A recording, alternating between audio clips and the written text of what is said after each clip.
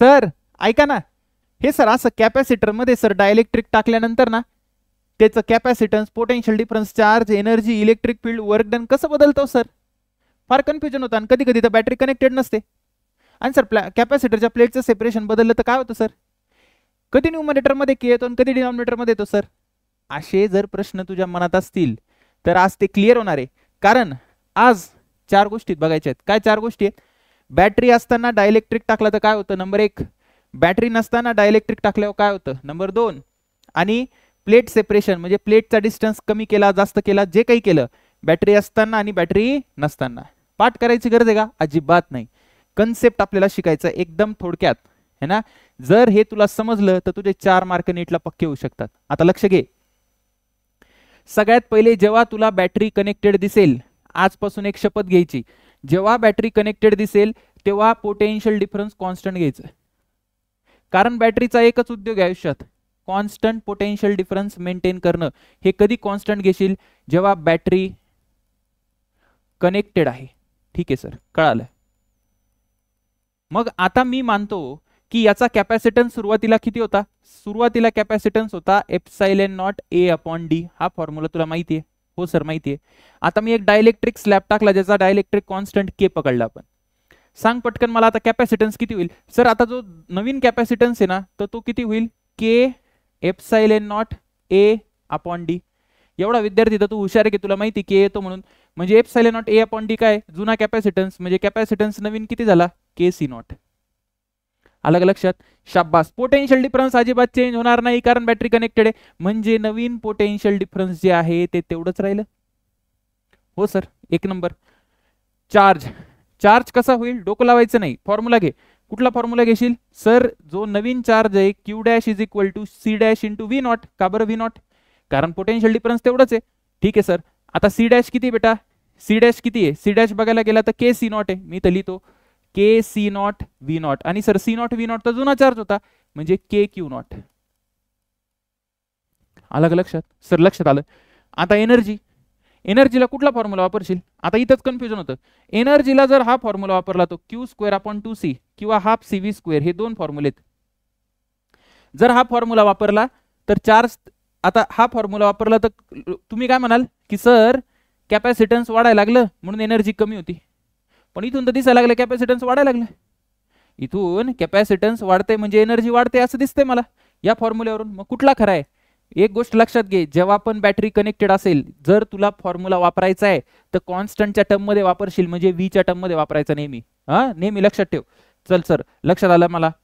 आता पुढे, मग आता पुढे काय येईल बेटा? एनर्जी. एनर्जी काय? मग कुठला फॉर्म्युला वापरू? मग ही नवीन जी एनर्जी ई डॅश, कॅपॅसिटन्स व्होल्टेजचा फॉर्म्युला म्हणजे हाफ सी डॅश व्ही नॉटचा स्क्वेअर. पोटेन्शियल डिफरन्स तेवढंच राहिलं. आता सी डॅश, सी डॅश किती होता? K C not. म्हणजे ही जी एनर्जी झाली बेटा, ही जर के सी नॉट झाली म्हणजे काय झाली? ही के ई नॉट. बरोबर आहे का? अरे के टाइम झाली की नाही? इथं टाकशील की नाही के सी नॉट, म्हणजे के टाइम झाली का एनर्जी? हो सर झाली. शाबास. आता इलेक्ट्रिक फील्ड, इलेक्ट्रिक फील्ड काय वापरशील फॉर्म्युला? इलेक्ट्रिक फील्ड आणि कसला संबंध आहे सर? इलेक्ट्रिक फील्ड जी असेल ना सर, इलेक्ट्रिक फील्डचा फॉर्म्युला येईल potential difference and divided by distance असतं. शाबास. पोटेन्शियल डिफरन्स तर बदले ना की डिस्टन्स बदलतोय आपण, याचा अर्थ इलेक्ट्रिक फील्ड तेवढीच राहणार आहे. बरं का? अलग लक्षात? शाबास. Sir work done by battery हे काय असतं बेटा? काय बॅटरीमध्ये चार्ज बदलतोय की नाही? हे बघ आता चार्ज कुठे गेला? चार्ज, हा चार्ज बदलला, के क्यू नॉट झाला. म्हणजे काहीतरी बॅटरीला वर्क करावं लागतं. जो चार्ज बदललाय ना, जेवढा चार्ज बदलते बॅटरी, जो डिफरन्स असतो त्यांनी वर्क डन करावं लागतं. बघ मी तुला सांगतो, वर्क डन जे असेल ना तर ते असेल delta Q into V not. Potential difference तेवढाच आहे, कॅपॅसिटन्सचा तो बदलत नाही त्याच्या अक्रॉस. आणि डेल्टा क्यू म्हणजे किती चार्ज ऍडिशनल दिलाय बॅटरीने. तर किती ऍडिशनल दिलाय पटकन सांग बरं. मग पटकन मी डेल्टा क्यू लिहितो बेटा इथे. डेल्टा क्यू काय यायला पाहिजे? फायनल चार्ज किती आहे? के क्यू नॉट आहे. इनिशियल चार्ज किती होता? Minus Q not. म्हणजे हा किती आला? के मायनस 1 क्यू नॉट. असा प्रश्न विचारतील की ऍडिशनल किती चार्ज सप्लाय केला बॅटरीने, तर एवढा चार्ज सप्लाय केला. म्हणजे त्या बॅटरीला किती काम करावं लागलं? लिहि बरं इथं, K minus 1 Q not into V not. आलं का लक्षात? हे झालं. बाकी मग तू क्यू नॉटला सी व्ही नॉट करून टाक, तरी ते आन्सर तेच राहील. आलं लक्षात? Okay sir. ही झाली कुठली केस? जेव्हा बॅटरी कनेक्टेड आहे. आता पटकन मला सांग, बॅटरी डिस्कनेक्टेड असल्यावर बॅटरी डिस्कनेक्टेड आहे सर आणि आता डायलेक्ट्रिक स्लॅब टाकले. सगळ्यात पहिले जेव्हा बॅटरी नसेल तेव्हा काय कॉन्स्टंट पकडायचं, तेव्हा Q is equal to constant पकडायचं. आलं का लक्षात? हे कधी कॉन्स्टंट पकडशील? Isolated capacitor.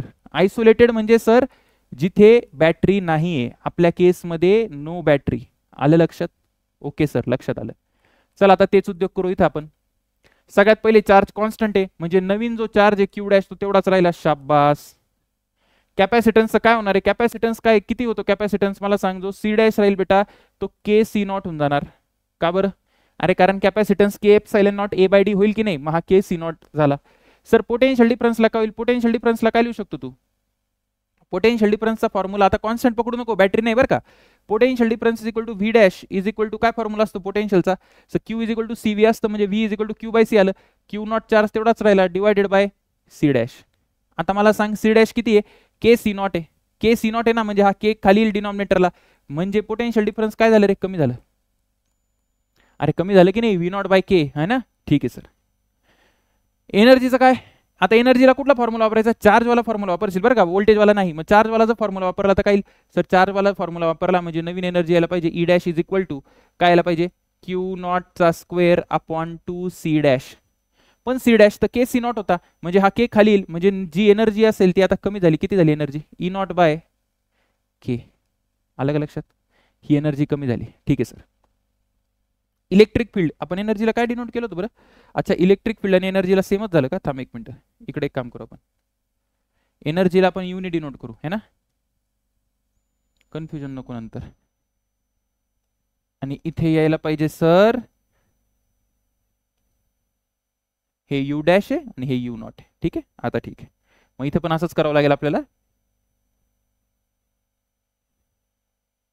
हे एनर्जी सुरुवातीला राहील यू, यू डॅश ही म्हणजे नंतरची, आणि इकडे राहायला पाहिजे यू नॉट बाय के.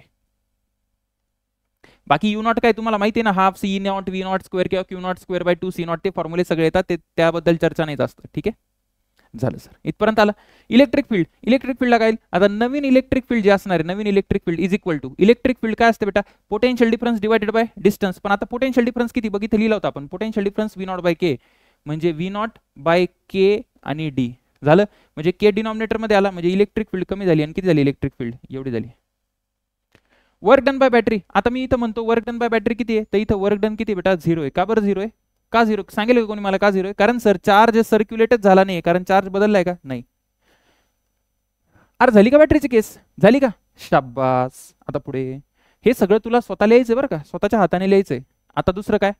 आता इकडे ना आपल्याला डिस्टन्स बघायचंय की डिस्टन्स जर आपण चेंज केला, आता इथं काय केलंय सर आपण? बेटा आपण काय केलं? प्लेटची सेपरेशन चेंज केली आणि हा डी डॅश आहे हा ग्रेटर दॅन डी. बॅटरी लावलेली आहे, कॅपॅसिटरच्या प्लेटचं सेपरेशन वाढवलंय मी. मग काय होईल सर? सगळ्यात पहिले कॅपॅसिटन्स काय व्हायला पाहिजे? फक्त सांगायचं वाढायला पाहिजे का कमी व्हायला पाहिजे? मग कॅपॅसिटन्स नवीन राहील sir epsilon not A upon D dash.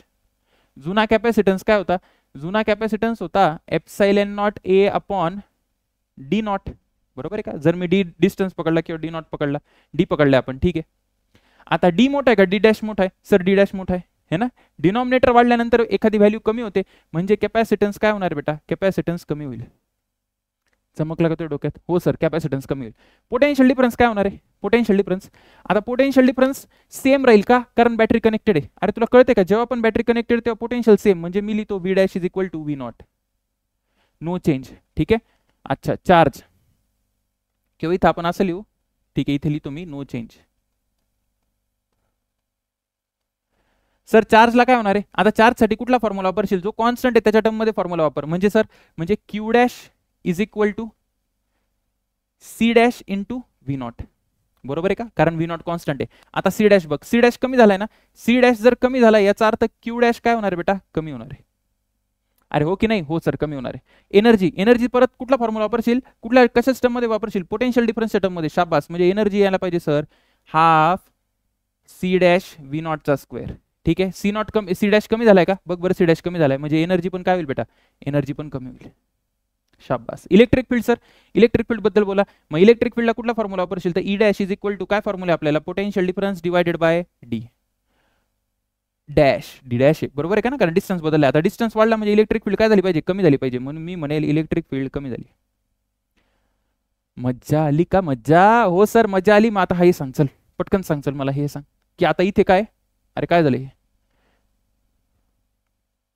हा आता इथे ना बॅटरी डिस्कनेक्टेड पाहिजे बरं का, इथे बॅटरी डिस्कनेक्टेड आहे, 1 मिनिट, हा इथं बॅटरी नाही, ठीक आहे सर, नाही बॅटरी, बॅटरी हटवून टाकू.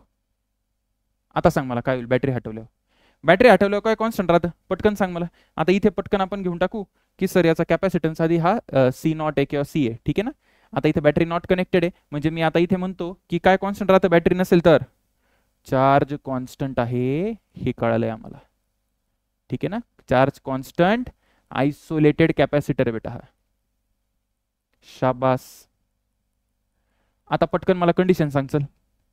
सगळ्यात पहिले कॅपॅसिटन्स, कॅपॅसिटन्स काय होईल, आता मी डायरेक्ट लिहितो कॅपॅसिटन्स काय व्हायला पाहिजे, तर कॅपॅसिटन्स होईल epsilon not A upon D dash, है ना, कारण आता डी डॅश मोठा आहे म्हणून कॅपॅसिटन्स कमी झाली. अरे झाली की नाही, 100% sir. Sir potential difference, potential difference कडे बघू आधी. चार्ज मला सांग, चार्ज कॉन्स्टंट आहे की नाही, सर हो सर चार्ज कॉन्स्टंट असायला पाहिजे, तेवढाच असायला पाहिजे, कारण बॅटरी कनेक्टेड नाहीये, म्हणजे मी इथं लिहितो की कॉन्स्टंट आहे, शाबास. तर पोटेन्शियल डिफरन्स बद्दल सांगितलं नाही तुम्ही, हा पोटेन्शियल डिफरन्स साठी कुठला फॉर्म्युला वापरशील, तर मग पोटेन्शियल डिफरन्स साठी फॉर्म्युला वापरतो V dash is equal to काय राहील बेटा, क्यू अपॉन सी, म्हणजे हा काय राहील Q naught upon C dash.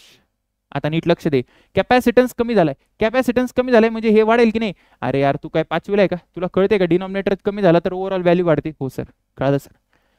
Energy, एनर्जीचा कुठला फॉर्म्युला वापरशील, आता कशाच्या टर्म मध्ये वापरशील, चार्जच्या टर्म मध्ये, कारण बॅटरी कनेक्टेड नाहीये, म्हणजे कुठला फॉर्म्युला येईल. मग आता सर एनर्जीला फॉर्म्युला यायला पाहिजे क्यू नॉटचा स्क्वेअर अपॉन 2c डॅश. मला सांग कॅपॅसिटन्स, कॅपॅसिटन्स कमी झाला होता ना, हा कमी झाला म्हणजे हा वाढेल, म्हणजे हे किती झालं, ही पण एनर्जी वाढली. Electric field, sir electric field बद्दल बोला. मग आता इलेक्ट्रिक फील्ड काय येईल, electric field is equal to potential difference. किती पोटेन्शियल डिफरन्स, पोटेन्शियल डिफरन्स आपण लिहिलो होतो ना, कुठे गेला पोटेन्शियल डिफरन्स, हा आता potential difference V dash upon D dash, ठीक आहे. Potential difference V dash upon हा नवीन हा डी डॅश आहे, ठीक आहे. आता इकडे एक गोष्ट आहे, काय गोष्ट आहे की इलेक्ट्रिक फील्ड साठी आता हा V dash upon D dash आहे, पण आता व्ही डॅशला आपण सबस्टिट्यूट करू, बघू बरं काय ते. मग E dash is equal to V डॅशला काय लिहू शकता sir, Q naught upon C dash, Q naught upon C dash into D dash. आता पटकन Q naught upon C dash ली, सी डॅश काय होता epsilon not A upon D dash, epsilon not A upon D dash into D dash. D dash आणि D dash cancel झाला, अरे झाला की नाही कॅन्सल. याचा अर्थ पोटेन्शियल इलेक्ट्रिक फील्ड बदलली का बेटा, इलेक्ट्रिक फील्ड नो चेंज. अशा पद्धतीने आपल्या सगळ्या केसेस झालेल्या आहे. किती केसेस कव्हर केल्या सर आपण, 4 केसेस कव्हर केल्या. आता तुझं काय काम आहे, हे सगळं वहीमध्ये उतरवून घ्यायचं, ठीक आहे. पेन्सिलने लिहिशील काय, जेव्हा पण रिव्हिजन करायची असेल तेव्हा ते पेन्सिलने खोडायचं किंवा एका वेगळ्या कागदावर घ्यायचं आणि हे सगळं जसं मी ऑर्डरने भरलंय ना, हे सगळं असं भरून काढायचं. आलं का लक्षात, रट्टा मारू नको, कारण एक्झामला काही नाही, के बी काय आठवत नाही, एक्झामला कॅपॅसिटन्सच आठवत नाही, चॅप्टर वाचला हे पण आठवत नाही. आलं का लक्षात, अभ्यास करत राहा. All the best.